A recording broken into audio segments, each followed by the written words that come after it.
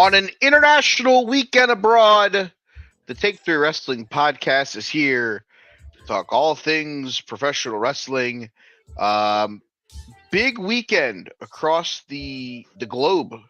We got a AAA show We on do. We got a AAA show on Saturday. We have a Clash in Italy on Sunday. We're here to preview both of those. We'll also talk the fallout of AEW Double or Nothing from the Louis Armstrong Arena in I don't even want to say beautiful New York because it doesn't really feel like it's beautiful. Yeah. Um, we'll wait for Joe to get here to get into all that fun stuff. It's been a busy week for the wrestling world. There's been some haps. Also, before we get too deep into this, I think something happened on last week's show. What happened? Or really, to last week's show. I downloaded it was only 43 minutes. I was like, there's no way I went 43 minutes last week, Scoot.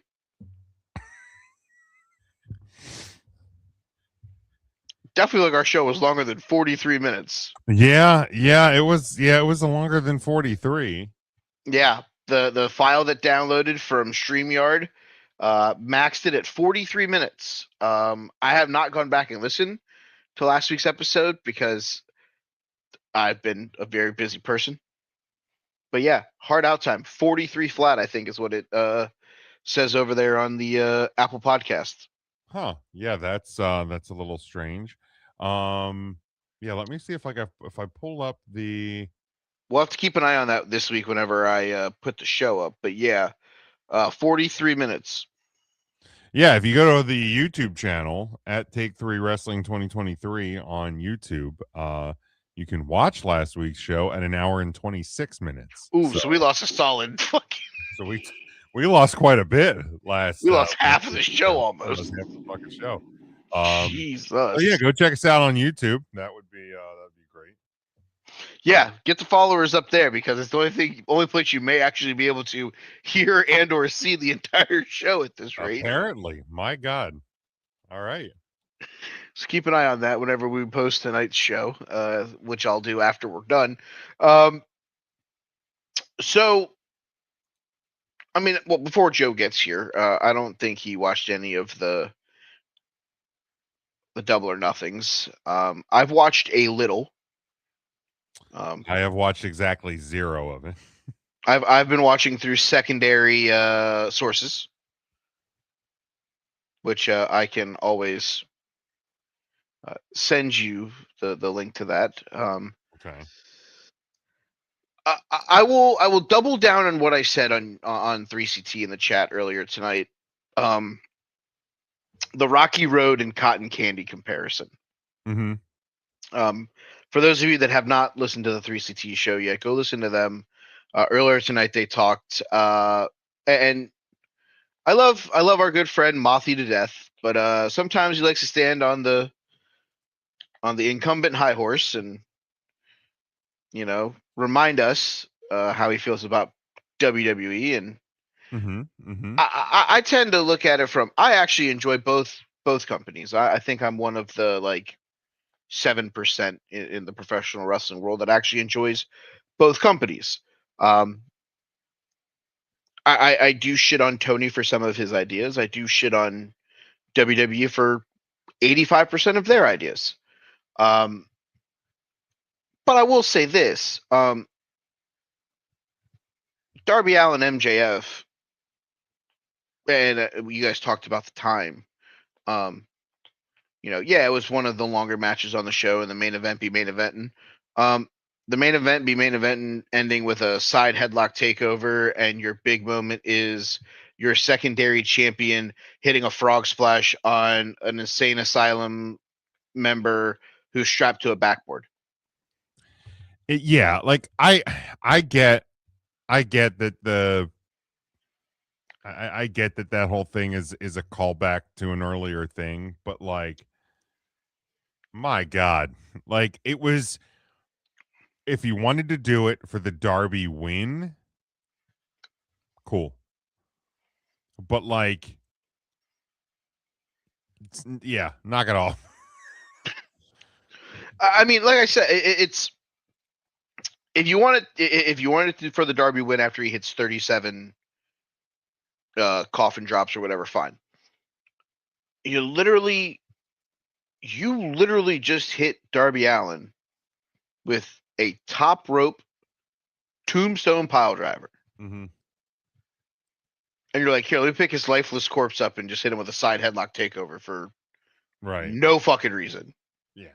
Like And lame. then your closing shot of your second biggest show, your biggest show so far this year, is your TNT champion hitting a frog splash on Darby Allin, who's strapped to a backboard. Not the 3-time world champion, not the new world champion, who is walking to the back, holding his back because he just had a brawl with a insane asylum Right. member. Only the I think I saw the stat this week. Only the 8th wrestler in the history of this business who's won a world title 3 times before age 30.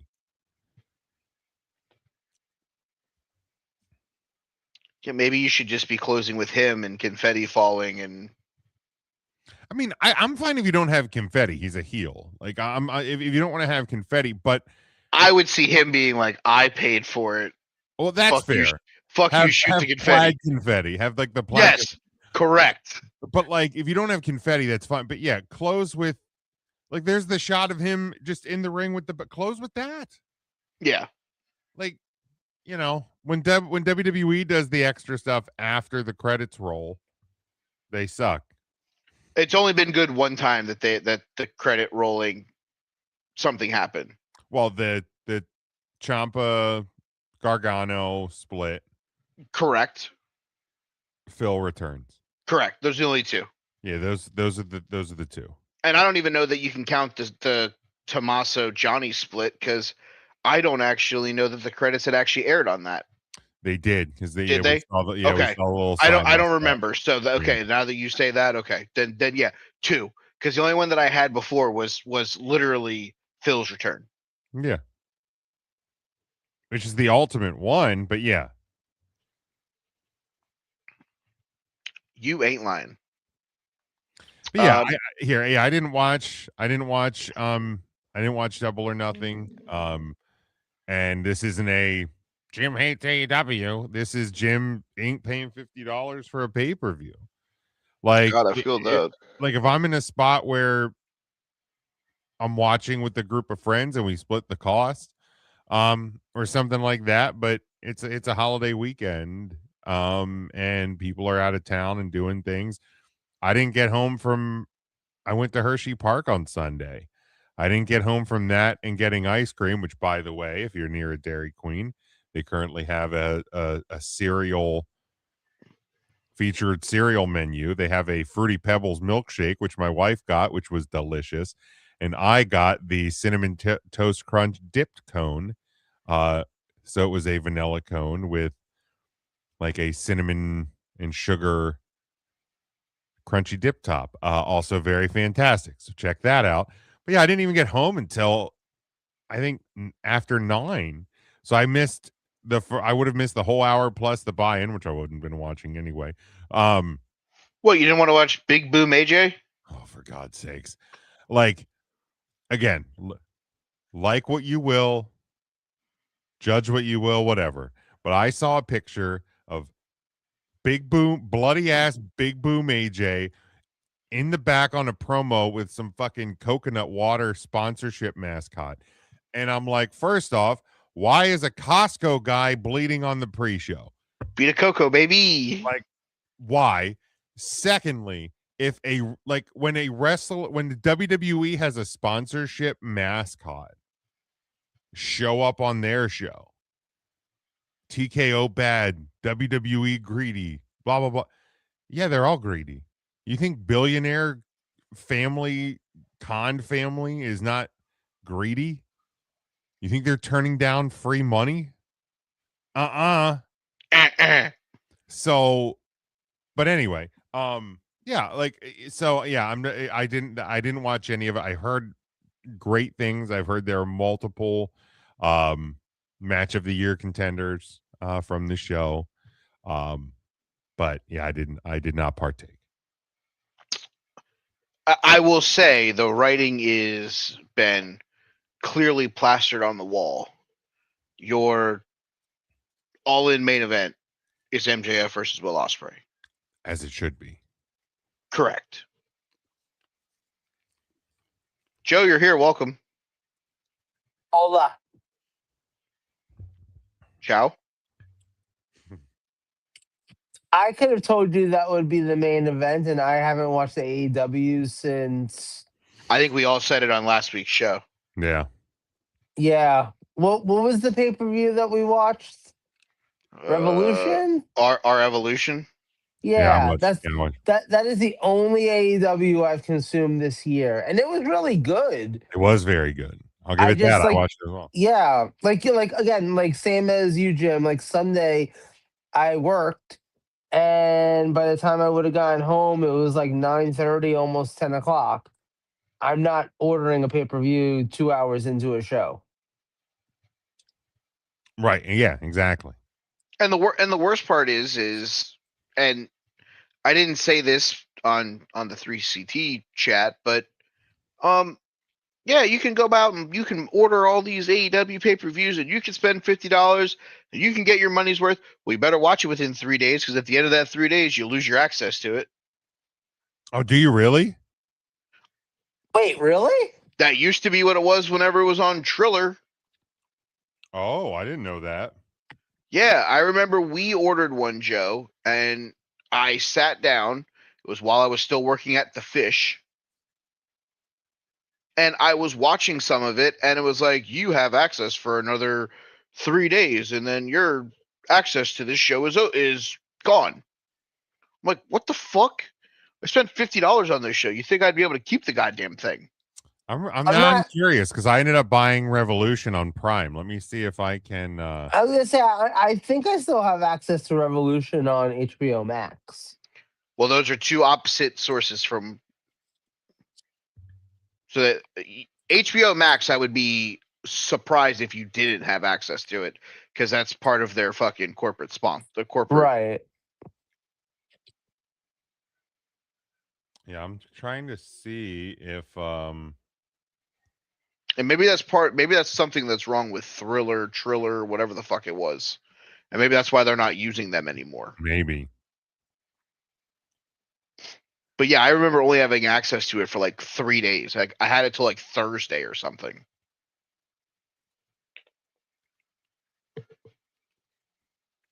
Okay, so I can go on because I ordered Revolution through Prime Mm-hmm. because we discovered that you can't Have two you screens. can't have two people logged in anymore.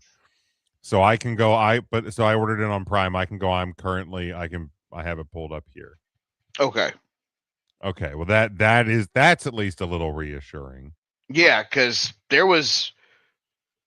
That's where I even made the comment then, I think, even on this show, that it happened, and I was like, if that's going to be the reoccurring theme, I don't know how many of these I'm going to actually order. Because at that point, it's like, cool, now I'm going to have to spend X amount of money to go back and rewatch a show. Now I can go watch the old shows on the HBO Max without a problem. Yeah, but the problem with those is they're at least like a year and a half behind on getting pay-per-views on there. Mm-hmm. Because like I remember I went to do that. I went to watch one like last year and was like, yeah, let me check on something from earlier in 2025. And the last thing that had been uploaded was, I think, Double or Nothing 2024. And I was like, what the fuck? And I don't know if that's part of their deal with pay-per-view companies and whatever, that they don't upload them within the same calendar year, but it's like this is insane. Let's take a gander right now while we get ready to go into our topics for tonight. I am on the HBO Max not web, the app on my television. Yeah, I'd love to know what's the most recent pay-per-view that you can watch on there.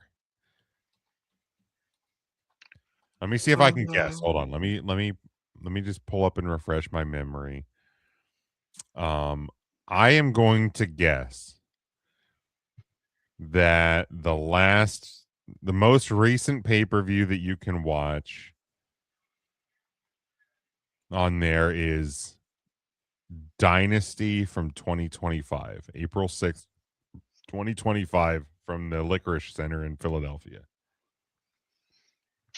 It would probably be helpful if they had an option for me to actually, like, I don't know, fucking look up things easier than fucking Oh, it's horrible. scrolling into the fucking abyss. I go into sports and it's like, nope, can't look at that. Nope, can't look at that. You're probably better Ugh. off just searching for I am. AEW. I'm going now.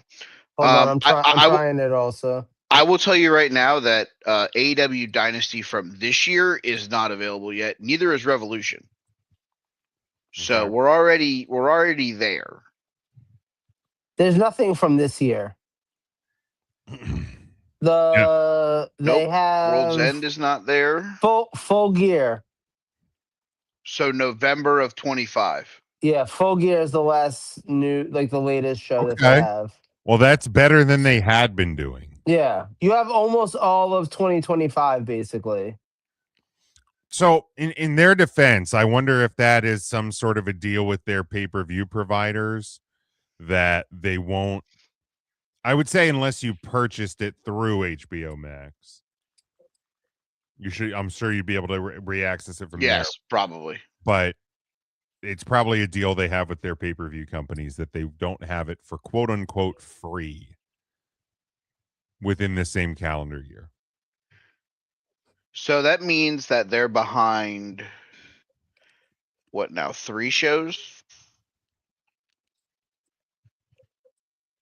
Yeah, because they since Full Gear's World's End, Revolution, Dynasty, Double or Nothing. So there's 4 shows that are not. And one of them just took place. One of them just took place. Yeah. Kind of give that one a. That's fucking nuts. Yeah, that has to be a deal with their providers. That would be my guess. Oh, I would definitely say that there's probably something in that. Yeah. Probably 90 days, no matter what, and then, maybe they're just trying not to put everything out there almost right away. Right. So, all right. So our actual topics for tonight. Yeah. So, obviously we're gonna look at Clash in Paris, Clash in Italy. One of those places over there. But I saw this on Twitter the other day, and let me see if I can find the actual tweet that I saw, and I think it made a really, really strong point about like where the wrestling landscape is, especially in regards to WWE, because everything we've heard for pretty much since like WrestleMania last year, especially, I feel like is where everything took a really sour turn with Travis Scott. Fiend. Oh God. They played that at the Phillies game. My eye started twitching. My wife thought it was hilarious. I did not get the humor in that. But for the last year or so, WWE is cooked. WWE is creatively bankrupt. Triple H is, Triple H needs to go, and so on and so on and so on. It's been a vicious circle of bad PR, quote unquote, for the WWE. This is from a Twitter account at AEW PR team. But disregarding the Twitter account, I just wanted to give them their credit. WWE doesn't suck. It peaked. WrestleMania 17 and WrestleMania 40 are eerily similar. WrestleMania 17, one of the best shows ever, considered the end of the Attitude Era, end of the 4-year-long Austin McMahon angle. WWE peaked and never reached that high again.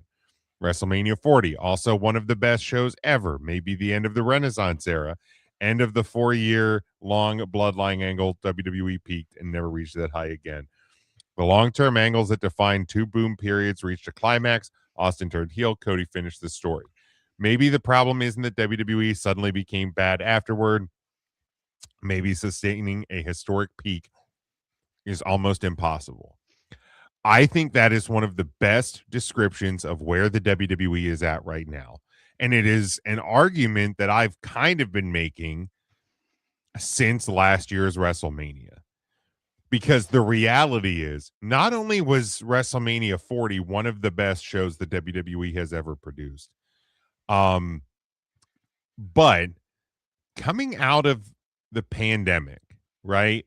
Like WrestleMania 36, I will still defend in ring is a phenomenal WrestleMania. The guys and girls that put that show on in one of the most difficult circumstances possible busted their ass. And it was great because it had to be. But then you come into the 2-night WrestleMania area, 37 with half crowds and half cardboard cutouts in Tampa. Hey. Don't talk bad 38. about my friend Jim. Hey, loved that night. Brad was a real dick. 38 in Dallas, 39 in LA, 40. Like the WWE went on a 4-year run of great WrestleManias, really good programming. You go back to some of those off months pay-per-views. We got Roman Reigns and Cesaro in a fucking world title banger for no reason whatsoever.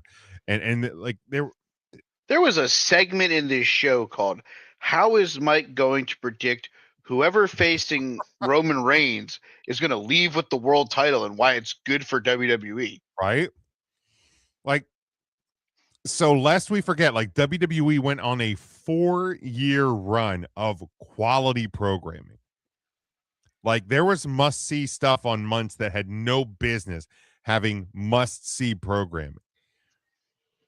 I don't think people understand, and it doesn't justify bad booking or questionable booking decisions or whatever, but I don't think people understand how difficult it is to make a weekly wrestling show 52 weeks a year compelling for that sustainable length of time.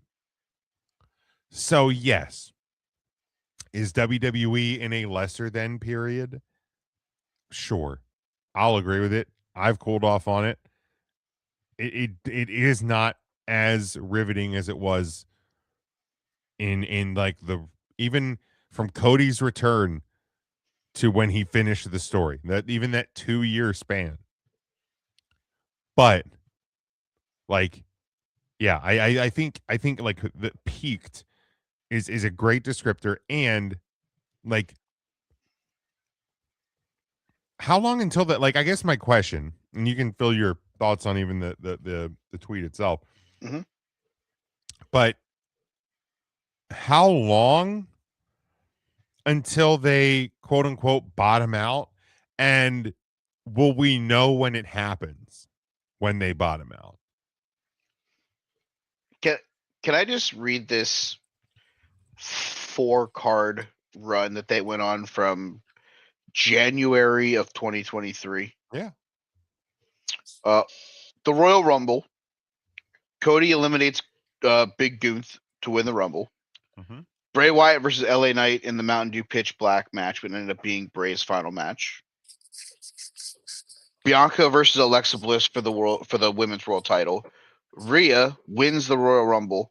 Roman versus Kevin Owens in a match that was fucking fantastic.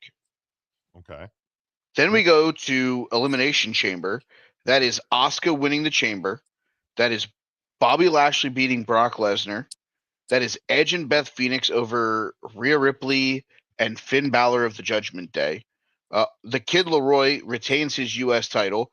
Oh, and the main event of that was just Sami Zayn's underdog moment in Montreal against Roman Reigns. Arguably one of the best matches of Roman's entire world title run. Oh, then you have the WrestleMania Night 1 and Night 2 card um, that finished with the biggest cliffhanger of all time, Cody Rhodes not finishing the story. Oh, and then what's the show right after? Oh, I don't know. That's Backlash, where we get the greatest Bad Bunny match of all time. Right? There are going to be times where where companies put on great shows. And then there are going to be times where companies put on duds. It's happened in both AEW, it's happened in both WWE. And then you get a 4-month run where you get a card like Backlash that has Bianca Belair versus Io Sky in an 18-minute match, Seth Rollins versus Omos in a 10-minute match, Theory against Bronson Reed and Bobby Lashley, Rhea Ripley against Zelina Vega, Damian Priest and Babooni, the fucking bloodline of Solo and the Usos against Matt Riddle, Kevin Owens, and Sami Zayn in a 6-man tag match, which was probably all sorts of fucking fun. Oh, and then your main event, which is Cody Rhodes versus Brock Lesnar. Yeah. You got Brock Lesnar to go to San Juan, Puerto Rico. And that was the one where he like shook hands and hugged Cody after the match, right? Yeah, and everyone was Yeah. very confused on what the fuck was going on. That was the first time we thought he retired. Yeah. I mean, even the following month, your main event was Roman Reigns and Solo Sikoa against Kevin Owens and Sami Zayn for the tag titles because they were trying to prove that they could win them because the Usos could. I feel like it's interesting. There's a lot of different angles that you could look at this from. Well, like different things that come up from something like this. Because I fully agree with what the tweet is saying. 100% agree. Hard agree. I think that, like you were mentioning a little bit earlier, Jim, it's sometimes underappreciated and understated how much actually goes into producing something like WWE television programming on a weekly basis. There's almost nothing you can compare it to. Like, even the longest running television shows only do 24 episodes a season. Right. You know, Law and Order's been on for what, 30 years now? They've been doing 24 episodes a season. The Simpsons has been on for like 35, 36 years now. 24 episodes a season. So they're not coming up with new content, not even on a weekly basis. It's like, multiple times a week. Like, the only thing I think in entertainment that you can actually compare it to WWE is soap operas, which hardly even exist anymore. But back in the day, like, yeah, that was something where they were pumping out content on a daily basis because they had a schedule to adhere to that, and it was 52 weeks a year, and it was nonstop, and you always had new content.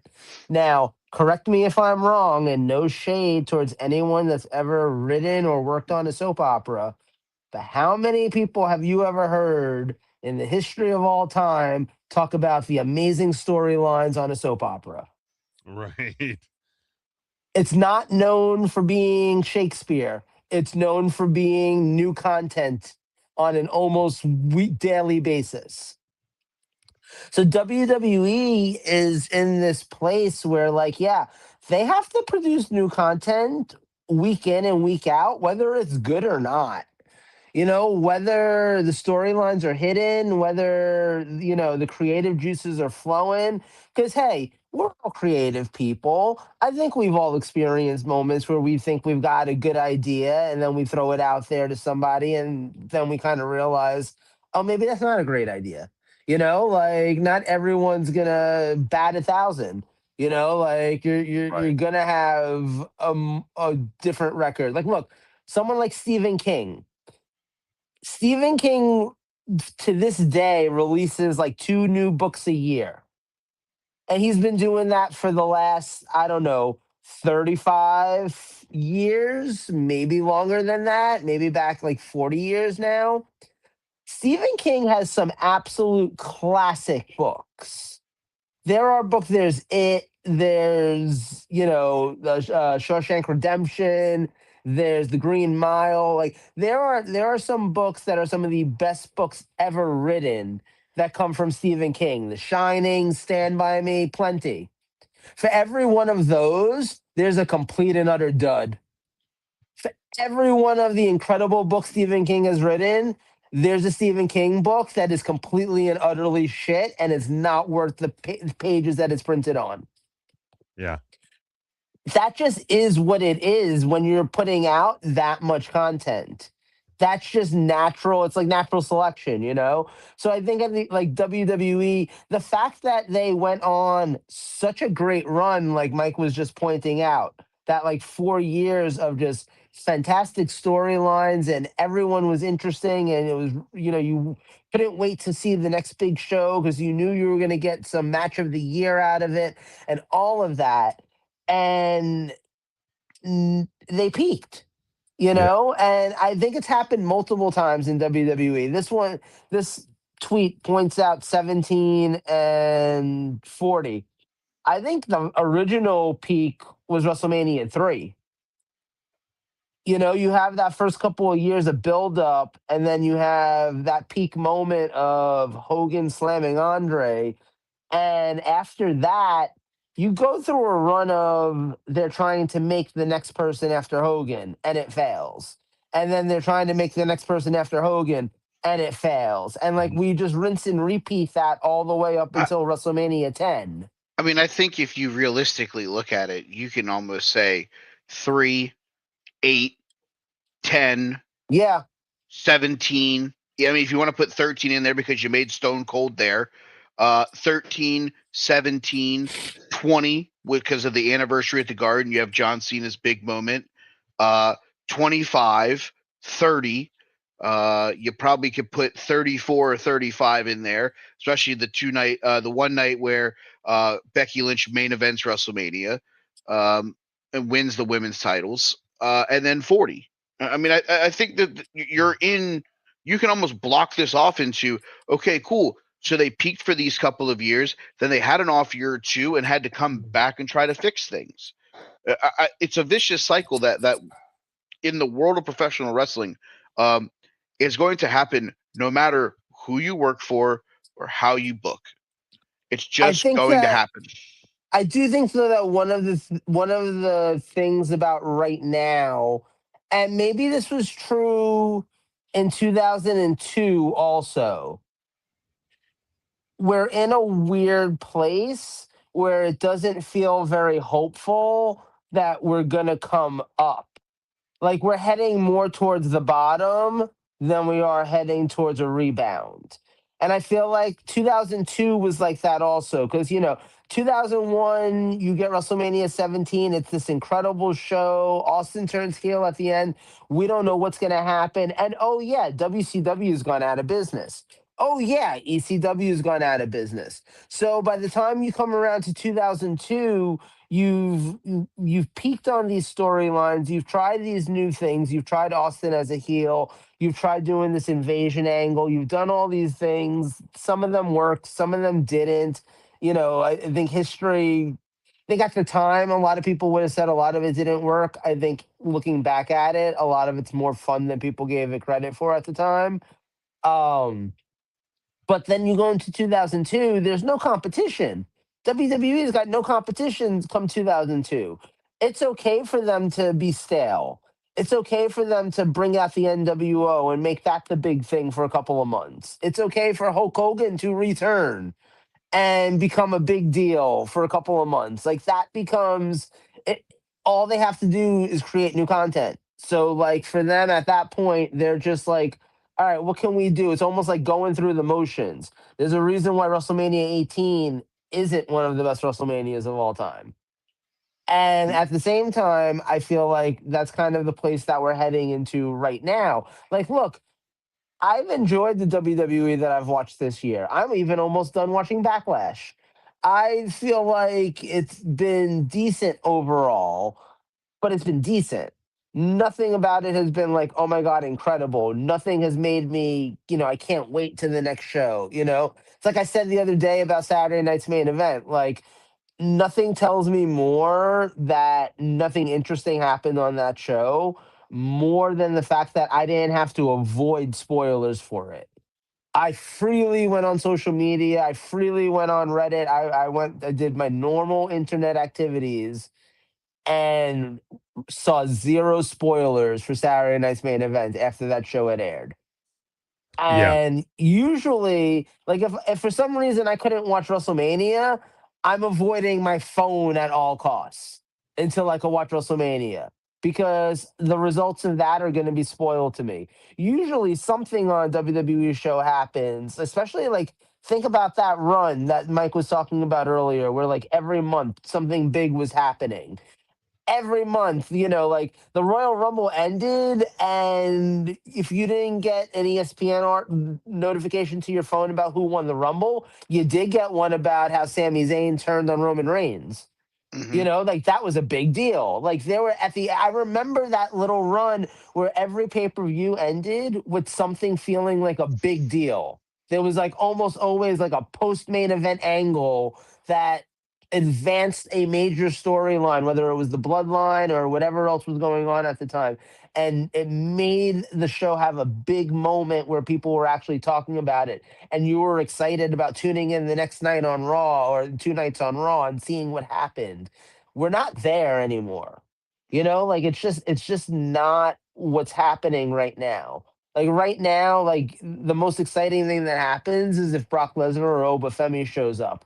And Right. that you end up seeing come across your internet. Twitter will show you that 3 minute segment, or TikTok will show you that 3 minute segment.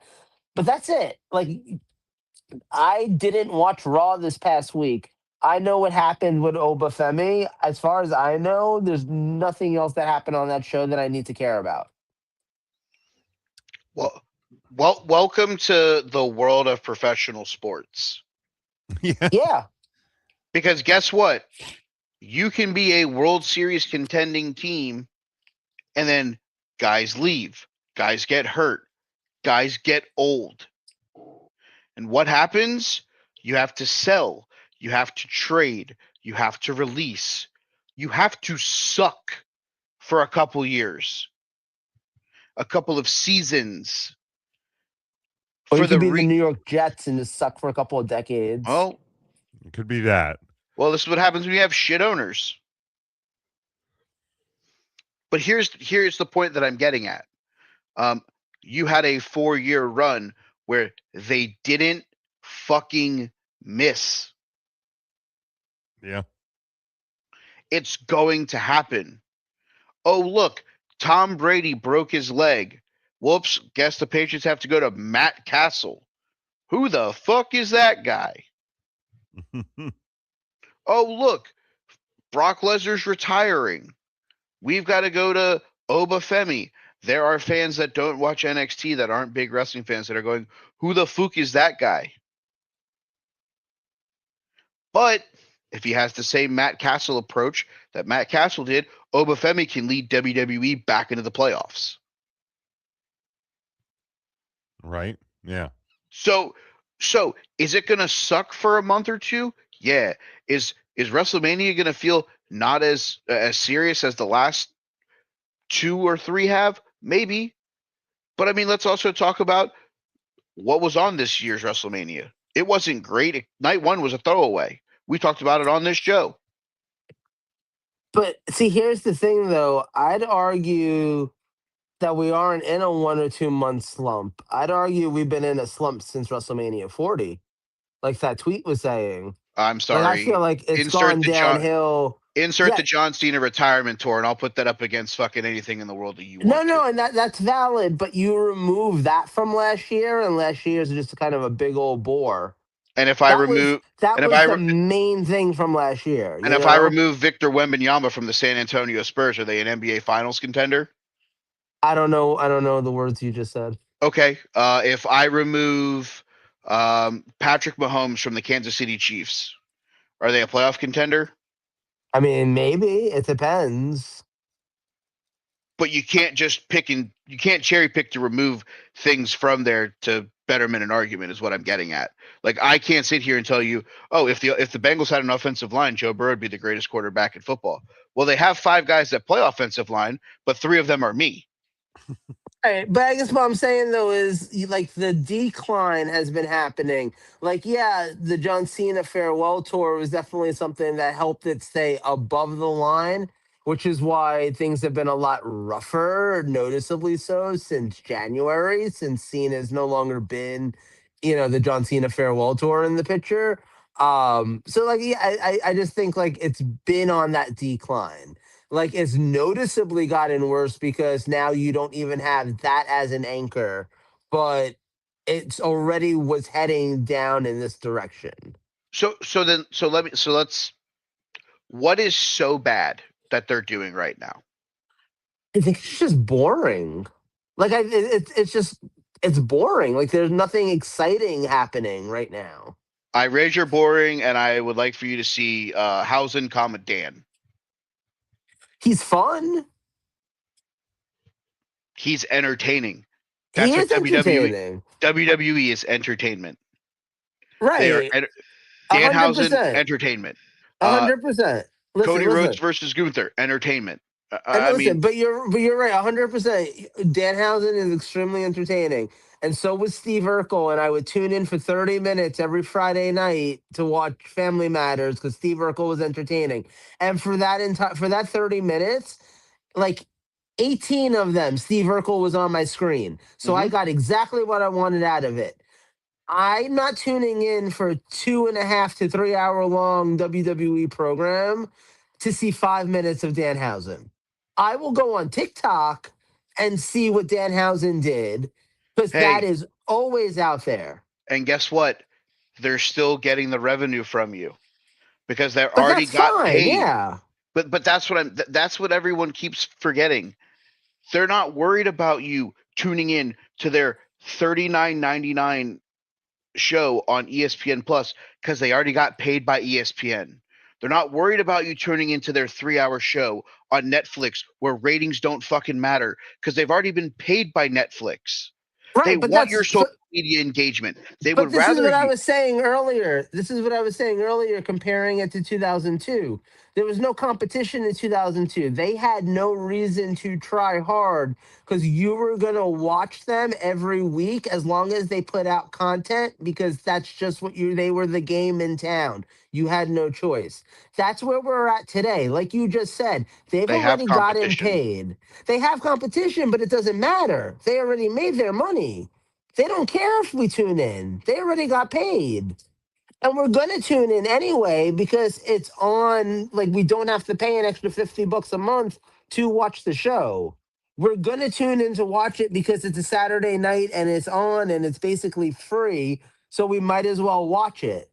Like, that's at the end of the day, they are getting exactly what they want. They're getting the social media engagement, they're getting the people tuning into these things. But even if they didn't, they already made that money. They already signed that deal with ESPN. Same thing with the Saudi shows. Why do they love going to Saudi to do these shows? Because they don't have to worry about selling tickets. They've already made their $20 million just by agreeing to go to Saudi Arabia. They have no reason to try to be any better than just putting out weekly content. They don't have to be special right now. They are okay with doing the status quo and making all of the money because they're gonna make it because they are who they are. They don't have to try hard. And that's the reason right now, well, like, yeah, it's totally fine. If I watch a WWE show right now, I enjoy it enough. It's nothing that I'm like, oh my God, I can't believe it was the most amazing show ever, but it's not bad. I'm not sitting here saying WWE is bad, but I think it's fair to say right now they're a little on the boring side, but they're okay with that. And as if they're okay with that, and I'm obviously still watching it, then no harm, no foul, because they're making their money. So, like at the end of the day, they don't have to try. I guess that's all it comes down to. They don't have to try. The WWE is always at its best when they have to try. You know when the last time they had to try? When Vince McMahon's name got dragged all through the mud And all of a sudden it was like, oh shit, what's going to happen in WWE? Is WWE even still going to be a thing? And the only way they could move on from Vince McMahon and all of that controversy was to get people to pay attention to the programming and the wrestling and to talk positively about the show. And what did they do? They gave us a generational run. They gave us the bloodline. They gave us WrestleMania 38, 39, 40, all of that during that time. They did it because they needed to. They don't need to right now. And that's just the fact. I mean, while I don't disagree with you, I guess my big thing here is, what is boring to the outside fan? Because Cody Rhodes versus Gunther is going to put on a fantastic wrestling match on Sunday. The storyline of that has been fantastic. Brock Lesnar versus Obafemi, two big guys beating the shit out of each other. It was great at WrestleMania. We don't think it's not going to be the same.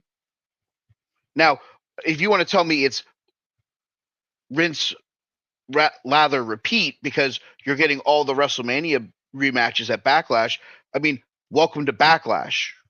But now we're doing it in Italy, where the fans are going to be happy to basically see a WrestleMania card in their home state, in their home country, their home cities. I think it's more, in my opinion, I think it's not, pay-per-views or premium live events have never been a problem for WWE. Even a lot of times in down periods, premium live events, pay-per-view events, not standard TV events, I think WWE has usually excelled at least over 50% of the card, if not the entire card.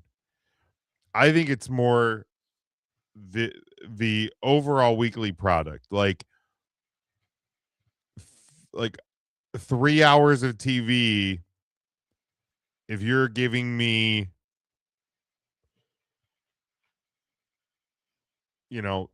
7 to 12 minutes of really quality programming in that 3 hours that I can probably just pull up the best of on YouTube, like I don't need to be invested in your weekly TV, because I can get what I need to get on YouTube or Instagram. It's like And Saturday Night Live. right, like, so,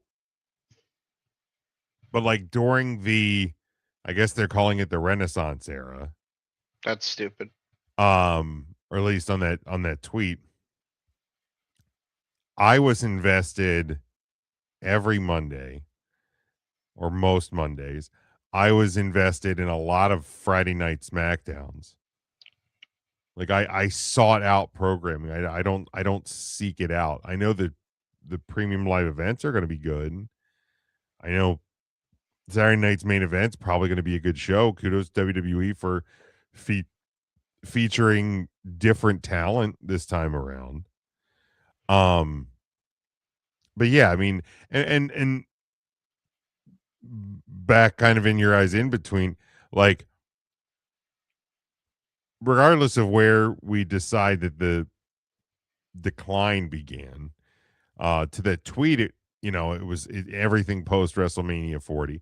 Now, granted, anytime, like, even if you are in a period of, a economic slump or a stock market slump, there's going to be times where it goes down, and then you're going to have days or a week where it ticks back up a little bit, and then it's going to trend down again. So, like John Cena's retirement run, especially at the very end. Okay, cool. That's a little uplift there. Um, the prospect of AJ Styles retirement. Ooh, but yeah, I think to Joe, I think this is a point like you had made, and I would agree with it, that like we are still on the downslope. Like the WWE has not, quote unquote, bottomed out yet. Um, I don't. If I had my best guess, we are probably we are closer to the bottoming out point than we are to the start of the downturn. Like, I don't think this is going to be a 5 to 6, 7 year decline before the WWE starts to recover. I think WWE is already starting based on things we're seeing on a weekly basis, NXT talent called up, fresher faces on TV, etc. And despite people's snarky tweets on Twitter, albeit rumored, want to reinvest in the tag division.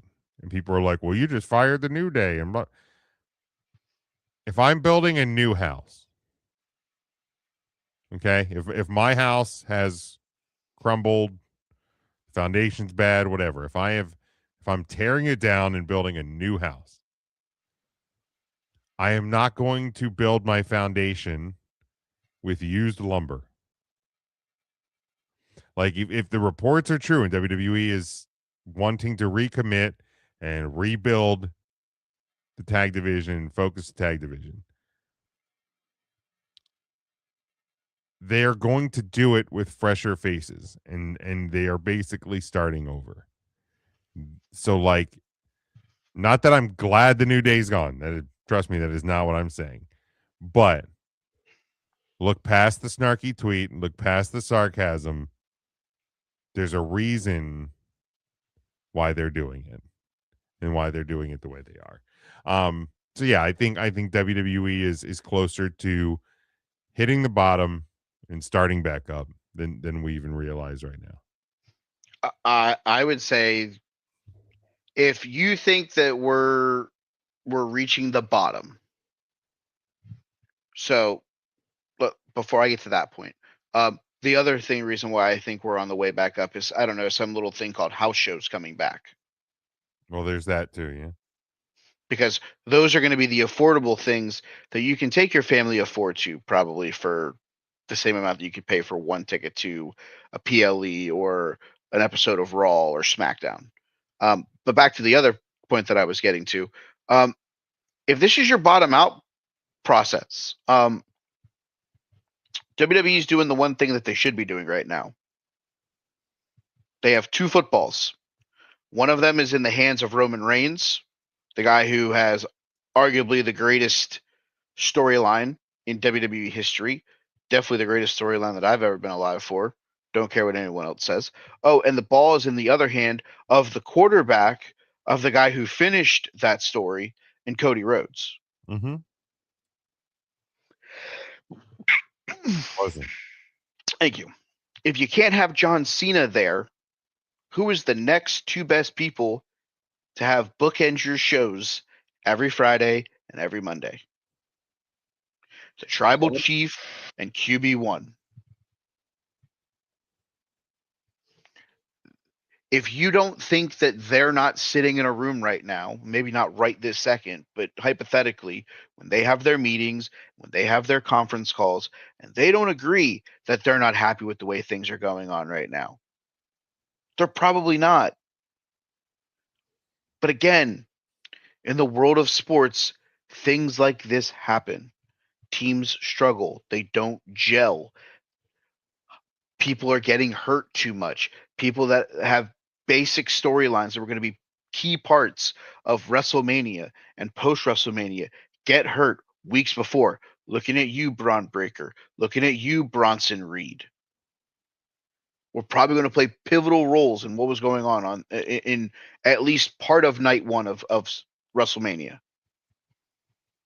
So then you fill those matches with your I Show Speeds and your Logan Pauls and your LA Knights, because you know you're going to get a good match out of them. Sucks that you can't get the guy that you've been booking for the last 6 months to be this irresistible force in a match because he gets hurt. So then what do? You ask players to take pay cuts. And when they tell you no, what do? You release them. Right. When people get older, they slow down. What do? You bring up the rookie. You send them down. Well, I don't want to be sent down. Well, then you can be sent out the door. I love the Wyatt Sick more than almost anyone, probably not named Jim. That died the day Bo Dallas got hurt because everybody forgot who the fuck they were for 6 months. Yeah. The Motor City Machine Guns, it worked. You got a great pop out of them. They won the WWE tag titles.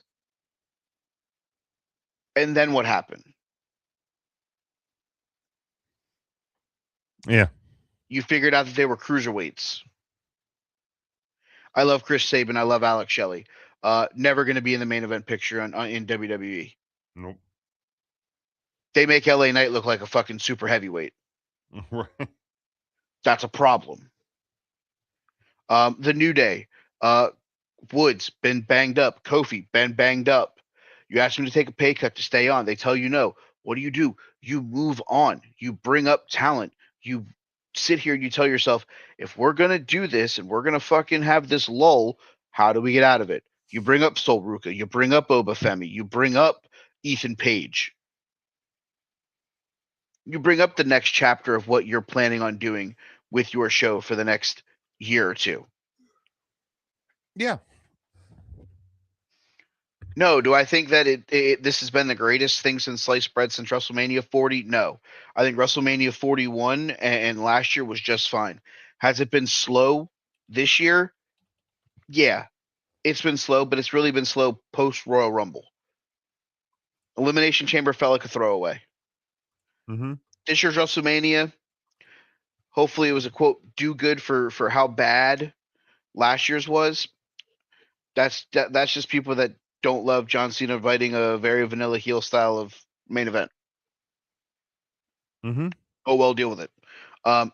Yeah, has it been slow post WrestleMania? Yeah, you're right. But when was the last time that it was really fire post WrestleMania? Backlash, when it was Bad Bunny versus Damian Priest and Cody Rhodes versus Goldberg, or Cody Rhodes versus Brock Lesnar, and then you had the stuff with the Bloodline going into Night of Champions and Money in the Bank. That's really it. Mm-hmm. Ever since then, like post WrestleMania 40, it never really felt like it got out of first gear. Right.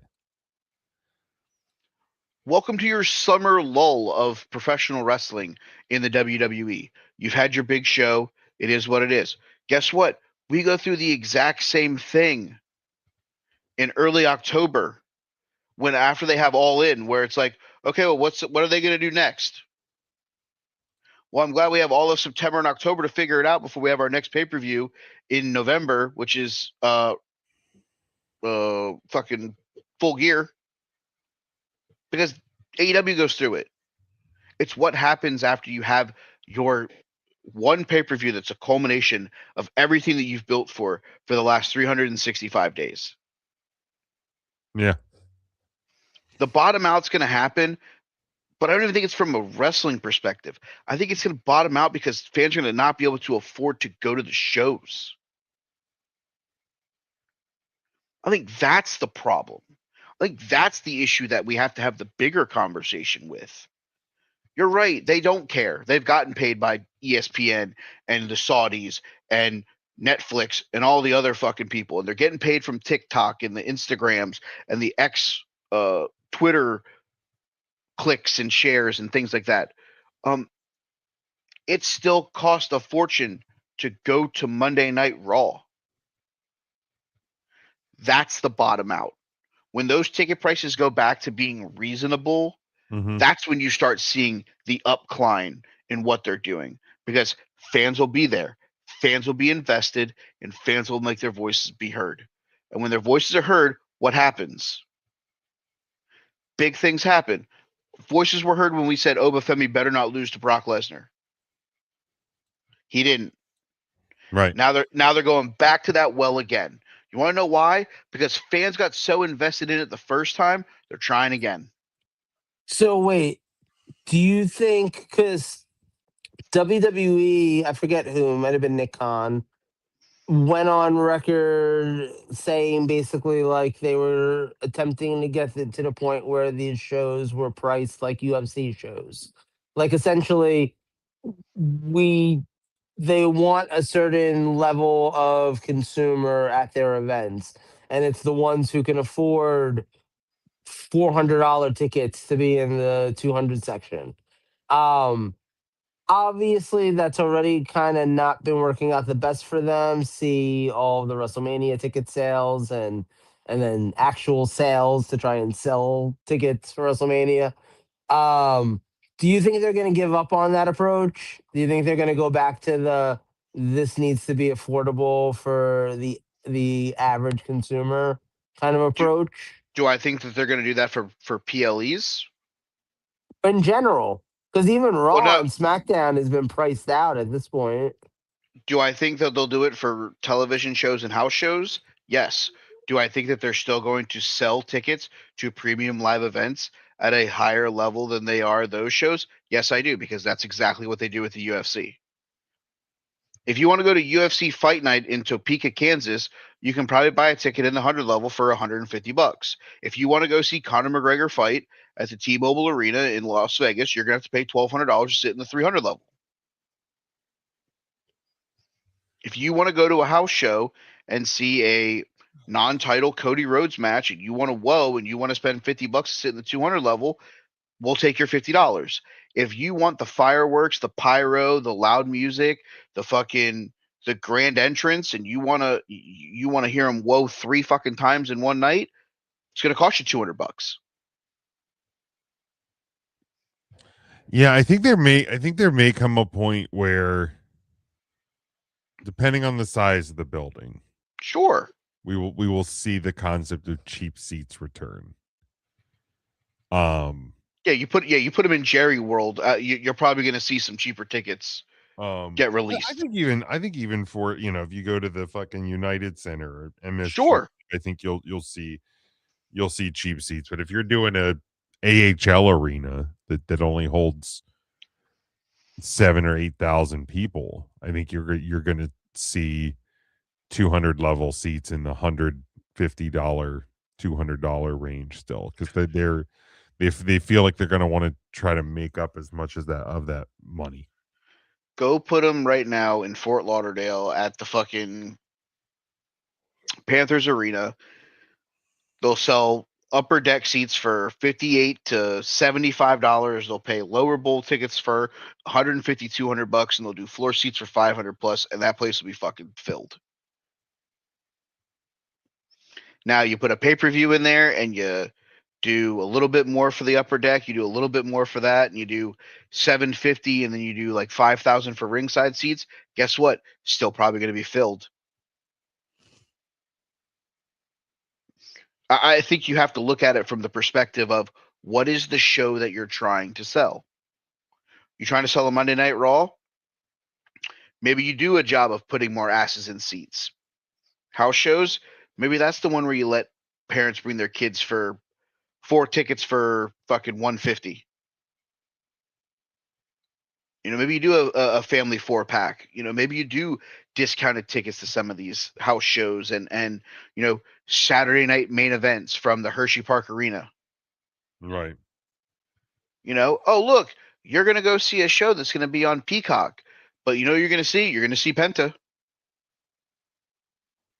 Right. Cool. You may not get Cody Rhodes, but you're gonna get Sami Zayn. You're gonna get Ray Phoenix. Guys like that. Like, you're gonna get great wrestling. And if you tell me that you're booking it that way for prices, I get it. I think your big four, I think you pay more for. I think your PLEs, you drop down a little bit from there. I think you drop it down a little bit more for your Raw, SmackDown, Saturday Night Main Event, and I think you make house shows the thing that you bring the family to. Yeah. Because what's the one thing that you get at house shows that you don't get at WWE at the other? There's not 735 commercial breaks. Right. It's wrestling. It's a couple of promo videos with, oh, this is what happened at WrestleMania this year, even though it's December. It'll also be a good opportunity for a lot of the younger talents to just get ring time. And I think genuinely that's the reason why they're bringing it back. They are. Because they understand, like, oh, Sol Ruka used to practice in NXT 5 days a week. She'd wrestle on the Florida loop. She would do the other things. She would wrestle on NXT. Then that's not happening here. It's like, oh, I show up to Monday Night Raw. I wrestle on Raw. I go home. Yeah. We gotta get some of these people, because the other thing is, yeah, you have 6 hours of television weekly, which is really like 2 hours of TV weekly. You can't keep letting the same 7 people wrestle on both shows. It don't work. I mean, I don't know. I think we're at the bottom. I think you may fall a little bit more, but I also wouldn't be surprised if this Sunday is the start of the incline up. Could be. Could be. All right. We want to do Clash in Italy. Oh, Clash Italia. Yeah, let's take a look here. This Sunday, May the 31st, 2 p.m. Eastern time from the Inalpi Arena in Turin, Italy. We have 5 matches on. What's the time conversion to that? It'd be I think they're 5 hours ahead of us. So 7:00. Let's see. Right now, I guess it's 6 hours. Oh yeah, because it would be an 8. So it'd be an 8 o'clock. Okay. Start. Okay. Interesting. They start domestic pay-per-views at 6, but they start them. That's why I was asking. So I'm like, okay, so we really should be starting at noon. Should be, but interesting. All right. Singles match. Obafemi, Brock Lesnar, Joe. I would. You know what? Fuck it. I don't care about logic. Obafemi. Mike. You all convinced me of something on 3CT. And I said it on last week's show that I don't think Brock Lesnar's retirement match is Gunther, and I'm double downing on it here. Give me Brock Lesnar. Yeah, look, there's one of two things that's going to happen over the next couple of months. We're going to get a rubber match, number 3, Oba versus Brock at SummerSlam, which means Brock has to win on Sunday. Or Oba finishes the job, Brock wrestles somebody else at SummerSlam. I think we get the rubber match. Give me Brock Lesnar this Sunday. Brock's last match, Minneapolis, against Obafemi.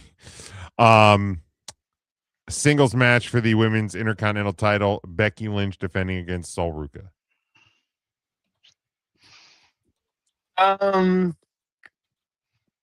I think Sol takes the title. Let's go with that.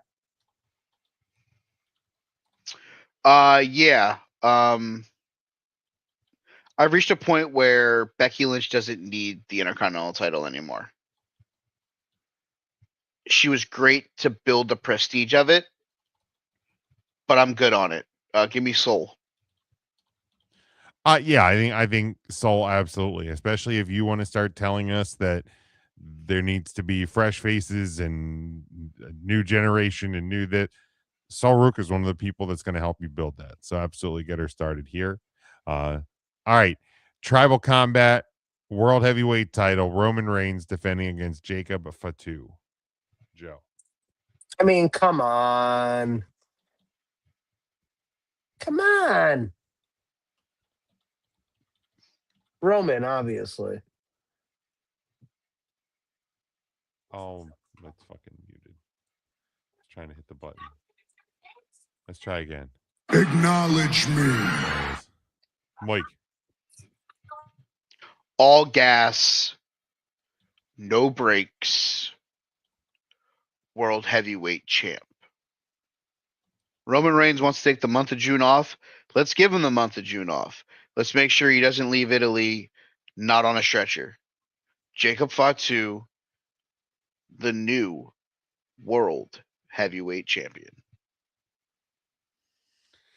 For as many people that say the WWE is not producing good TV or this, that, or the other, they haven't been watching the lead up to these matches between these two. It's been fantastic. WWE has done a very good job making you believe that Jacob Fatu is going to walk out of Italy as your new world heavyweight champion. 0.0% chance that happens. Roman Reigns retains as champion. Acknowledge me. If you know my history with 0.0, put money on Jacob Fatu. I will also say that there's a 0.0% chance that Roman Reigns walks out of Italy. Win or lose. Oh, like if he wins, he gets beat up. He is taking the month of June off. Gotcha. What might be the easiest pick of the year? Singles match for the women's championship. Rhea Ripley defending against Jade Cargill. Oh, gee. Yeah, let's go with Rhea. Mike. What, you don't want to see the Car Fox? Rhea, by God, Ripley. Yeah, Rhea Ripley easily. And then singles match for the undisputed WWE Championship, Cody Rhodes defending against Big Gunther. You know what? Let's give it to Gunther. Let's do it. Mike. There will be a lot to tell about how this match will go, depending on if it starts the show or closes the show. If this opens the show, I don't think Gunther's winning. If this closes the show, I think Gunther's walking out with the WWE title. That being said, you guys convinced me on 3CT that Gunther would not be Brock Lesnar's final opponent. And what's one way to make sure that happens? He wins the world title. Because what's the one thing that Brock Lesnar does not need? Another world title match on the way out. So according to ProWrestling.net, Okay. your ESPN matches, which have generally been opening the show, Mhm. are Cody Rhodes versus Gunther and Rhea Ripley versus Jade Cargill. Cody retains. Yeah. And I think he solely retains because Gunther winning the title on ESPN will go over like a fart in church. I agree. I hate to say it that way because yes, I do think Gunther as the WWE champion would be a lot of fun. Gunther would be the perfect target for someone to cash in Money in the Bank on that wins it come September. But yeah, I don't think Cody Rhodes versus Gunther is the SummerSlam match. So Okay. yeah, I'll take Cody. Maybe that's a topic for next week. Is in the fallout of Clash in Italy. What does Summerfest look like? The Summerfest. I think that could be a fun. I'm in. I think that could be a fun look. Yeah. So because Jim doesn't like sleeping on the couch, he's going to take Gunther to win. Oh yeah, I mean, I will always pick Big Gunther, but I would not be surprised when Cody retains. I'll put it Yeah, that exactly. Joe, what did you have as a topic again? It's a game. I'm good. We can do that next week. I'll try to not have 3CT run long on both shows next week. Yeah, we could play it next week. I'm fine with that. We got started late, we ran late, and then we ran late again. This one was on me. No, it was on intern Mark. Don't. Well, that's fair. That is fair. But I'm the host. I have to take my responsibility. No, you guys just kept saying Hershey Park, thinking he wasn't going to show up. Yeah, that was our bad. All right. Wrestlers of the week. Are we? Wait, I thought we were Didn't we suspend it through May? We suspended last week's. This week we're just putting them into the June voting, and we were putting May and June together Gotcha. because there was 2 big shows that happened this weekend. There was. That's fair. That's Also, fair. check out. I know we didn't talk about it. This Saturday over on the YouTube, the El Grande Americano versus the El Grande Americano, mask versus mask. Yes, sir. Joe has talked about how excited he is for that one. So I'm expecting a 3-page progress report about how great that match was, Joe. Yeah, there's zero chance I probably even watch it, but I would like to. It's on the YouTube, you said? Yes, Maybe. that's what they said. 4 matches announced so far. Pagano and Psycho Clown versus the War Raiders for the World Tag Titles.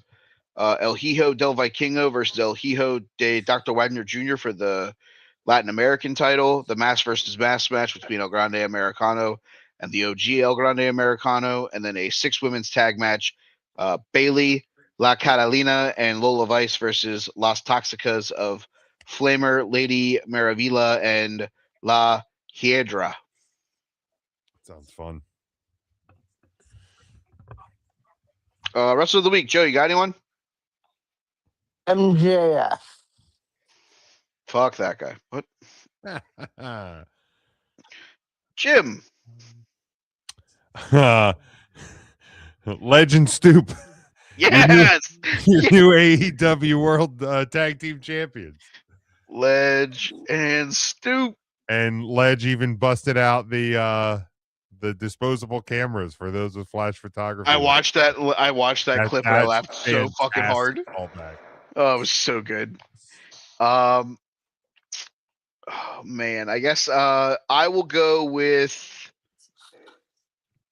Man, that was so good. The Legends for those with the benefits with flash photography. They don't even have that anymore. So good. Christian cutting them off made it so much better. Yeah. Let me go to the greatest show in cage match history. Give me the new international champion, Konosuke Takeshita.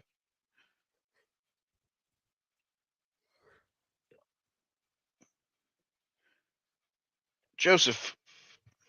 Let me take Sol Ruka because I'm assuming she beat Becky Lynch on Saturday night's main event. Otherwise, why would she be getting a title match? Correct. Yeah, that's good. I logicked the shit out of that one. You did. Winner and still your Intercontinental Champion, Penta. I will go ahead and take the man who has decided to send Samoa Joe back to Hollywood. I'll take Will Ospreay. There you go. Sent Joe back to Hollywood. All right, that's Wrestle of the Week.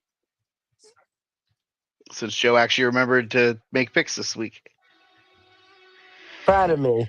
Joe, you got anything on the way out? Good, Joe Movie Podcast. Go check it out.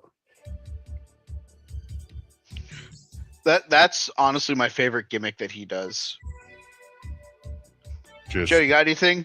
No. Well, the Joe Movie Podcast. Joe Movie. Do I really do that all the time? Pretty much every week. Oh, okay. I'm not gonna lie. I love it. I love that for you. I love that for us. Yeah, it's so good. You can follow me at Big Jim Sports, Twitter, Instagram, Blue Sky. Click the link tree. They'll take it on my projects. 3CT. Had a fun one, crazy one this week. On the Thursday show, Tuesday show coming up is another fun one. We have a very special guest for Keep 3 Take 5 coming up this Tuesday. So I know we don't normally do guests on the show. But it was a run-in, so to speak. So make sure you tune in and check that out. It's funny. I almost did a run-in. Discussions with a Nobody. Dropped a new one of those recently. Hope to get a Huddle Up Observations recorded sometime in the next week or so. Maybe we'll get to some off-season content. It's been a little bit crazy over here, but we'll see how that goes. But yeah, give me a follow and subscribe on all the projects. You can follow me at They Call Me Burn. You can follow the show at Take3 Wrestling. We will be back next week for the fallout from Clash in Italy. Which one of the El Grande Americanos will be maskless? We'll find out then. Until then, for Joe, for Jim, I'm Mike. We'll see you next week right here on the Take3 Wrestling Podcast.